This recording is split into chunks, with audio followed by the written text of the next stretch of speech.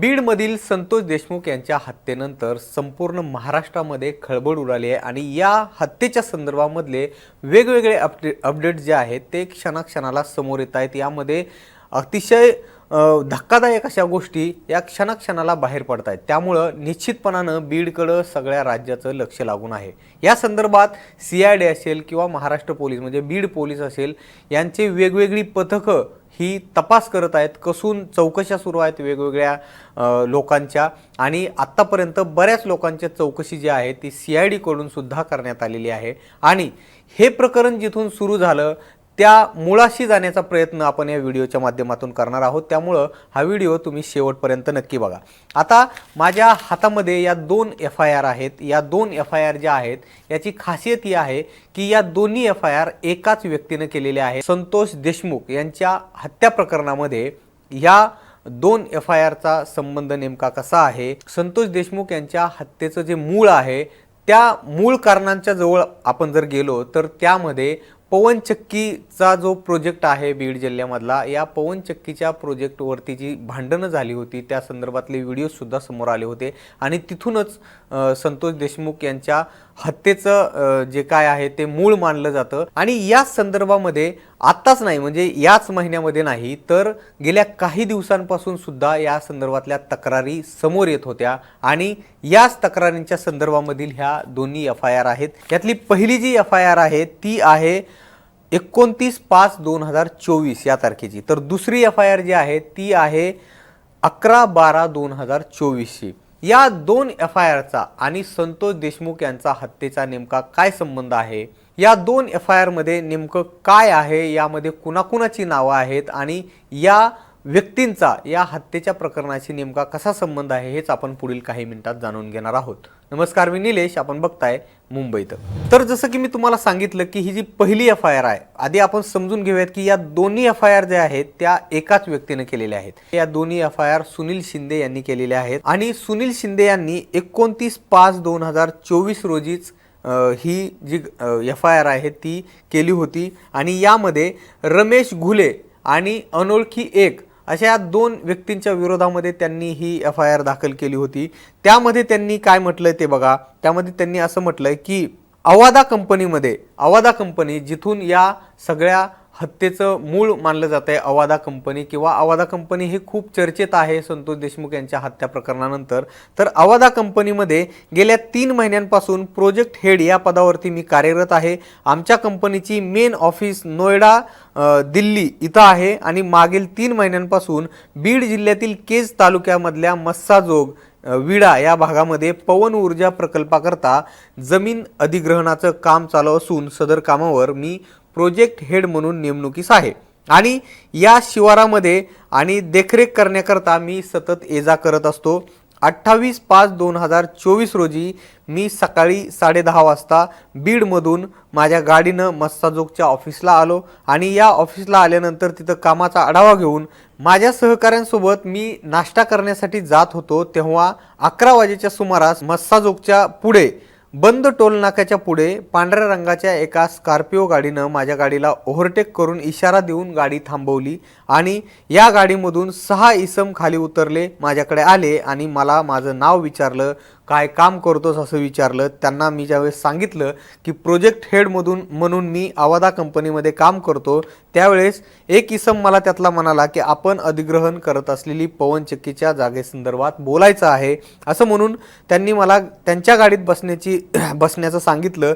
त्यावर मी त्यांना मस्साजोग येथील आमच्या ऑफिसमधून आपण ऑफिसमध्ये या आणि आपण बोलूयात असं मी त्यांना विनंती केली। मात्र त्यांनी खाली उतरून गाडीमध्ये बसण्याकरता मला बळजबरी केली आणि त्यातील एका व्यक्तीनं गावठी कट्ट्याचा धाक दाखवून मला त्यांच्या गाडीमध्ये बसवलं।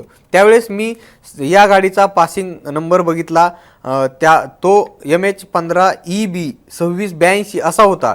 तेव्हा त्यांच्यापैकी इतर 2 लोकांनी मला आणि माझ्या सहकारी जे आहेत आशुतोष सिंग यांना माझ्या गाडीतून उतरून माझ्या शेजारी स्कॉर्पिओमध्ये बसवलं आणि या FIR मध्ये जे आहे ते सुनील शिंदे यांनी 28/5/2024ला त्यांच्यासोबत घडलेली आपबीती सांगितलेली आहे, जी मी तुम्हाला सांगतोय।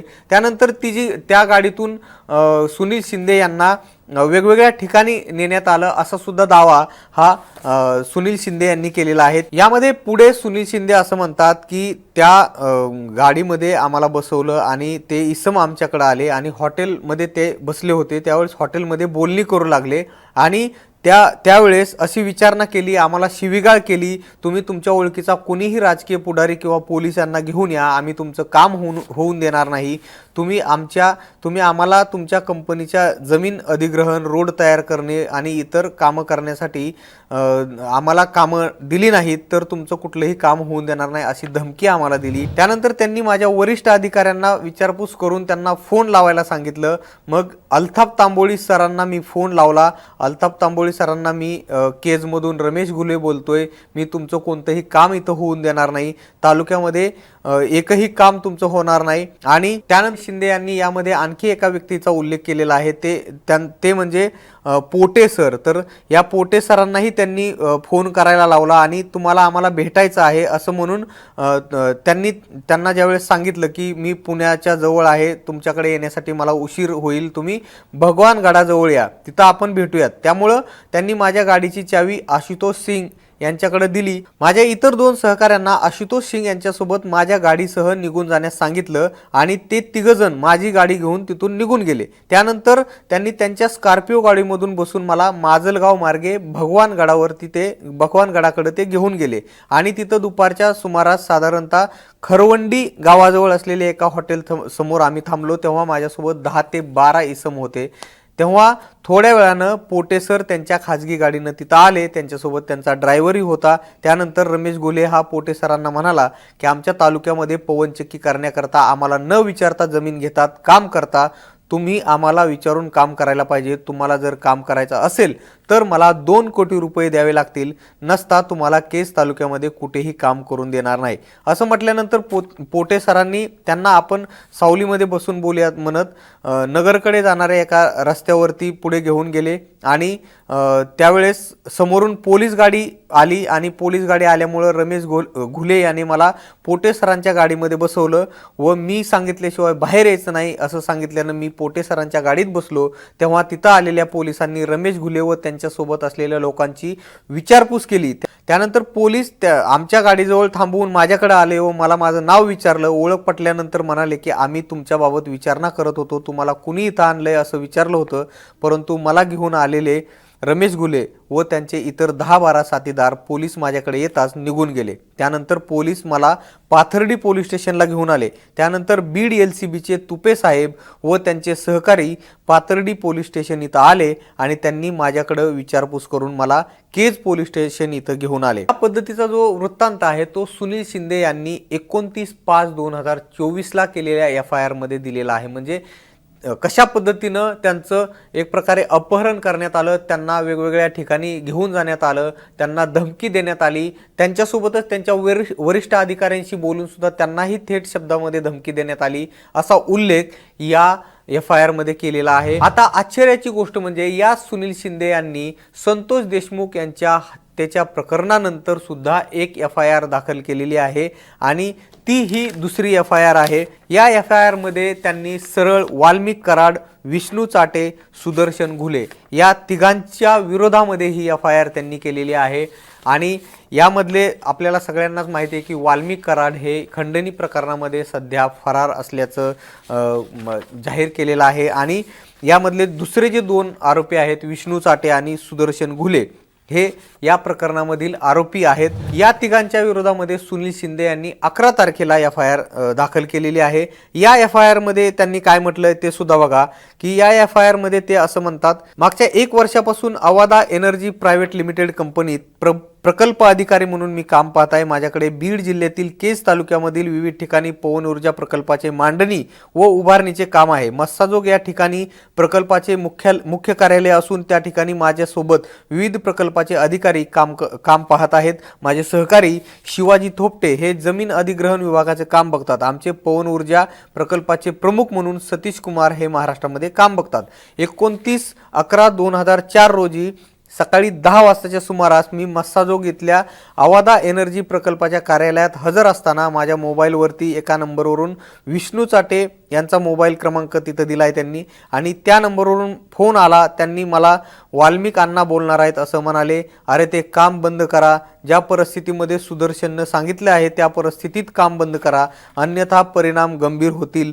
काम चालू केले तर याद राखा म्हणून प्रकल्पाचे काम बंद करण्यासंदर्भामध्ये धमकी दिली। मी व शिवाजी थोपटे असे कार्यालयात हजर असताना दुपारी 2:30 वाजल्याच्या सुमारास सुदर्शन घुले आमच्या मस्साजोगच्या प्रकल्पाच्या ठिकाणी आला आणि त्यांनी पुन्हा काम बंद करा असं आम्हाला सांगितलं आणि जी मागणी यापूर्वी केलेली आहे त्या मागणीची पूर्तता करा असं म्हणून केजमध्ये चालू असलेल्या इतर ठिकाणच्या आवादा कंपनीची सर्व कामं बंद करा, अन्यथा तुमचे हातपाय तोडून तुमची कायमची वाट लावून टाकील असं म्हणून त्यांनी धमकी दिली होती।